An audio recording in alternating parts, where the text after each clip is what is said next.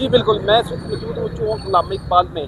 Smart lockdown जो कि नाफिज है कि कई दिनों से, जहाँ पर सियालकोट में भी ताजर मुलाजिम शिकवा करते दिखाई दे रहे हैं। मेरे साथ एक ताजर मुलाजिम के कुछ लोग मौजूद हैं, उनसे पूछते हैं वो इस बारे में क्या कहते हैं। और जी भाईजान, ये जो लॉकडाउन लगा हुआ है इससे जो है ना दुकानदार भी बहुत तंग है कि यार क्या करें, दुकान बंद कर देते हैं जल्दी 8 बजे। अगर ना बंद करें तो जनाब पीरा फोर्स आ जाती है, जुर्माना करती है। इतनी दिहाड़ी नहीं लगती जितना जुर्माना हो जाता है। इसकी वजह ये है कि हमें कोई भी जो सा प्रॉफिट नहीं हो रहा। हमारे जो सेलमैन है उनको तनख्वाहें भी देनी है, वो जो है ना ये मसला खराब है।